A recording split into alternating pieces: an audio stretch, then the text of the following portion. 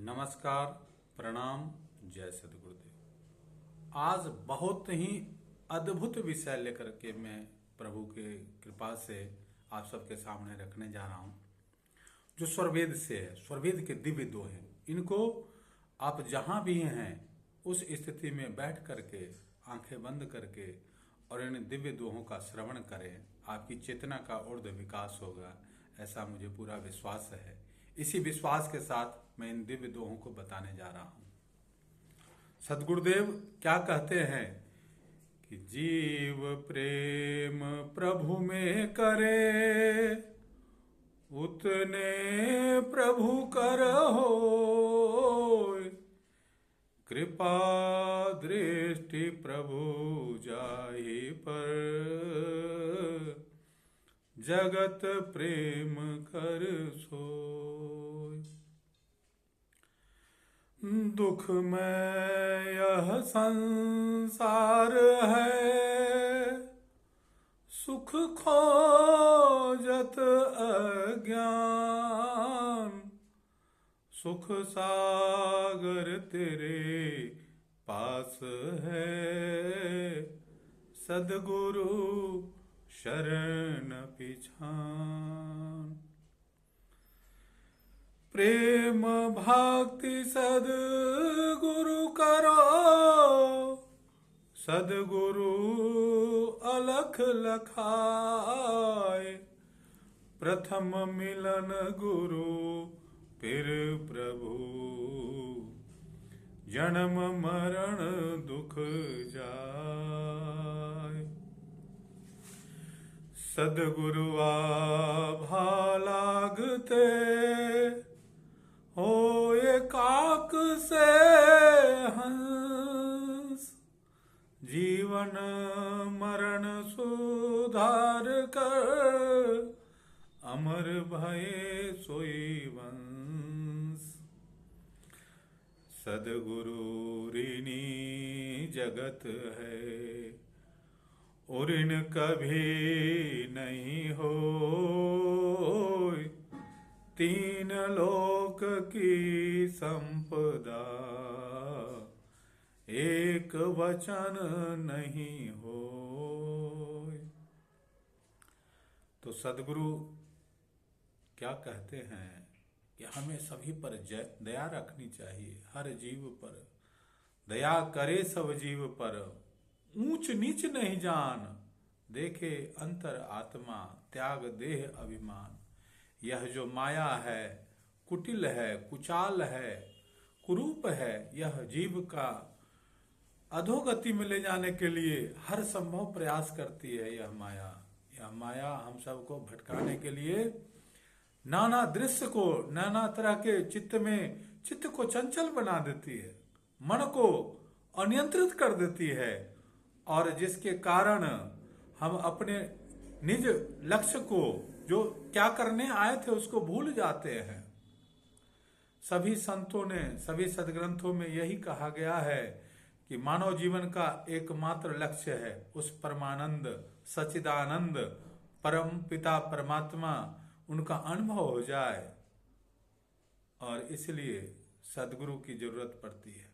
सद्गुरु से जब हम प्रेम करते हैं, सद्गुरु के जब हम शरण में रहते हैं, सद्गुरु की सेवा से जब अपने मन को मुखरित कर देते हैं, यानी दर्पण की तरह जब हमारा मन निर्मल हो जाता है, स्वच्छ हो जाता है, तो हमें स्वयं का ज्ञान होता है, आत्मज्ञान होता है।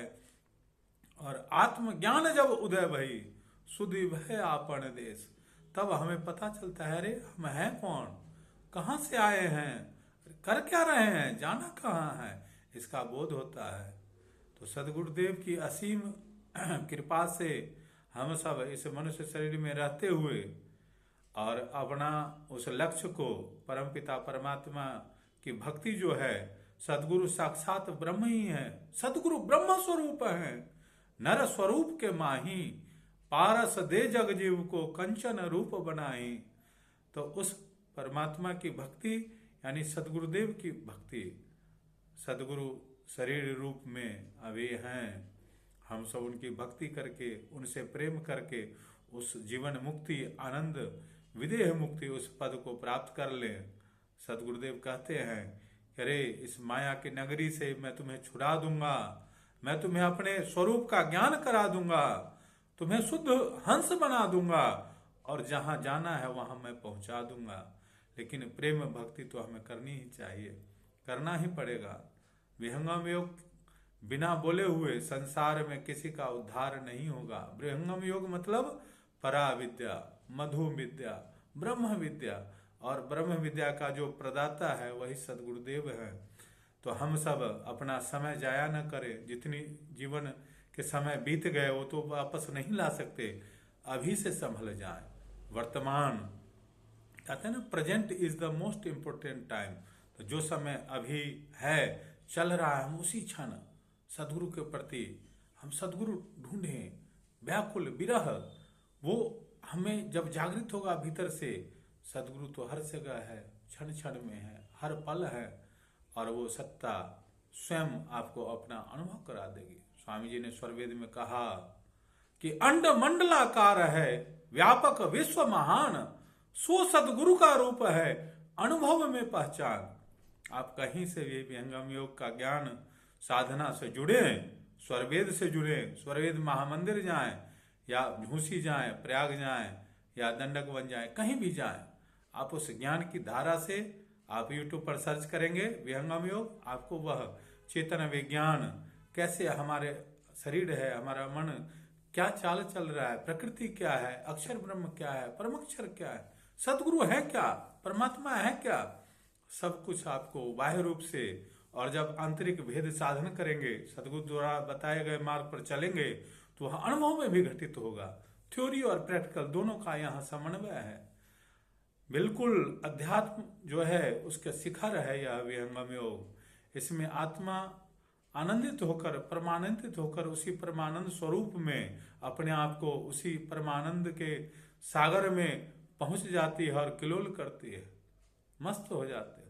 हम सब का सारा दुख तकलीफ सब दूर हो जाता है। तो इसलिए हम अपना आहार, विचार, व्यवहार, आचरण, चरित्र को सुधारें, अपने में सद्गुण लावें, और बिना सद्गुण के और सदगुरु की कृपा के बिना हम इस संसार सागर से पार नहीं हो सकते। यह अटल सत्य है। राम आए, कृष्ण आए, शिव आए, सब ने यही अपना अनुभव दिया है। भगवान शिव ने क्या कहा कि गुरु क्रुद्धे,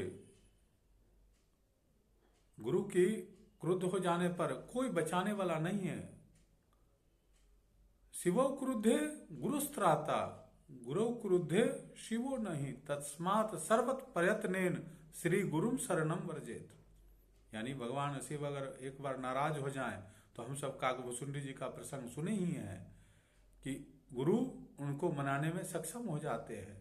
लेकिन गुरु अगर रूठ जाएं, गुरु तो जल्दी रूठते ही नहीं, नाराज ही नहीं होते, इतने परम दयालु होते हैं। तुलसीदास जी ने भी क्या लिखा कि जय जय जय हनुमान गोसाई, कृपा करहु गुरुदेव की नाई। तो गुरुदेव परम दयालु होते हैं, हर जीव की जो है आत्मा को देखते हैं, वो शरीर नहीं देखते, जाति नहीं देखते, धन संपत्ति नहीं देखते। इसलिए हम ऐसे सदगुरु के शरण में रहें जिससे हमारा जीवन सार्थक हो जाए, और जो लक्ष्य है मानव जीवन का उसको हम प्राप्त करें। यही आज इतना ही। धन्यवाद। आप सबका हर तरह से विकास हो, प्रभु के चरणों में प्रेम हो, प्रीति बढ़े, इसके लिए मैं प्रभु से प्रार्थना करता हूँ। जय सद्गुरुदेव, जय सद्गुरुदेव।